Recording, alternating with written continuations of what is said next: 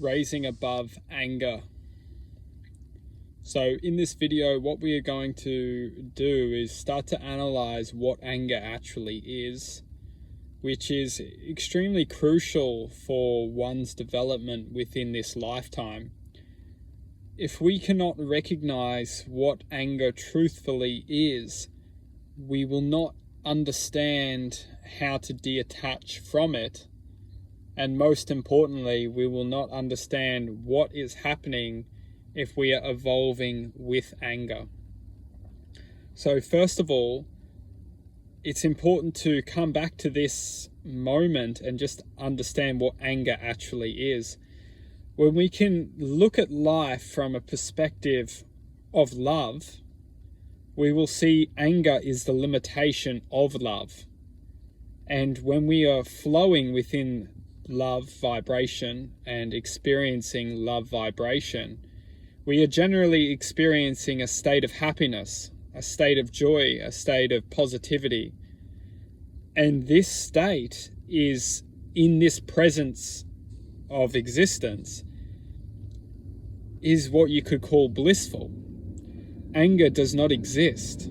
It does not exist within that happiness. It does not exist within that love. It exists without the limitation of that anger.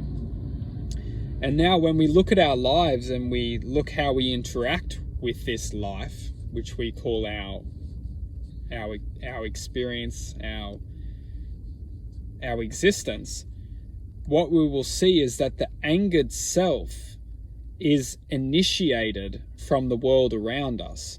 And this is where it gets interesting, is when we can start to come back within ourselves and we can find the love within ourselves, we will understand that the life around us is interacting with this innocence. It's interacting with this purity of this aspect of ourselves, because it's extremely important to understand that a lot of us come from a place of love. We are seeded with this love frequency, which is phased out throughout the lifetime, and it's really up to ourselves to try and initiate that awareness back to that love, which is happiness, trying to initiate that happiness via choice, and through the choices which we make lead us back onto that path, that connection to that higher state of being. Now, with this said, what we must see is that anger within our lives is the distraction of our lives. Anything which is creating the anger, creating the frustration, creating the devastation, is only here to teach us and give us choice. Once we activate the awareness to what is really making us angered, what's really making us frustrated, if we don't understand that we have the choice to release from this essence within our lives, we will always be encouraged to become more frustrated and more angered towards that very existence. Once we step back and look at life from the perspective of saying, aha, so this is interacting with my life to give me choice, and through the choices which I make will ultimately lead me back around the circle of frustration and anger, or it will lead me to realize that I'm in the circle and it's time to let go. Now, some fundamental aspects of anger itself is that it is the ultimate distraction. And through our life and through our experience, we will be given the choice to continue to be distracted away from accepting what it is that is affecting us, and not just affecting us, that is using its existence as a means of coercion to our own benefit. Because once we find our path, which will lead us outside of the walls and the angered self, once we can walk away from this angered version of ourselves, we will look back and understand that this angered version of ourselves didn't actually want us to break free and escape the mental confinement of frustration and anger. This angered self wanted to hold our attention within its grasp, and it didn't want us to let go. And a lot of us, we are really feeling that frustration in this moment. We're really feeling that angered version of ourselves, and the only way to truthfully heal from that angered version of ourselves is to accept our reality in this moment. If we can't accept our reality and we justify why and how we are feeling this way, we will continue to feel this way. In saying that, that is the answer to break free. So once we come to this moment and accept and understand why we're feeling this way, the key to the door, the key to the gateway to release from this angered self is to not just understand and comprehend how we got to this way, but it's accepting that this has happened for some reason, which may be outside of our control. However, it's our control to take this existence, to take our present moment, to take our gift of life, which is our power, and to take ownership of it. And as long as we're pointing fingers and pointing the blame outside of ourselves, we will always be releasing our energy in the means of frustration.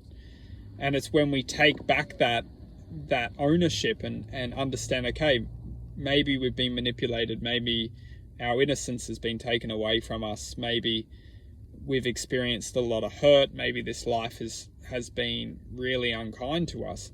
However, I can understand in this present moment that life will always be out of my control, out of our control, until we accept the reality of the truth of which is present.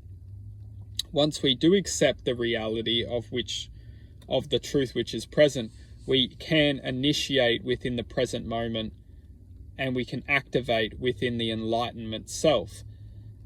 The truth being, as long as we activate within that enlightened self, once we do align and activate, we will understand that everything around us is only given to us to create choice. And through the choices which we make will lead the path of enlightenment. And the angered self is only trying to keep us fed and keep us literally like drip feeding experiences in our lives, which will continuously keep us tormented, really. Because we are being tormented, we're being fed experiences which are then triggering us to continue to feed this anger within ourselves.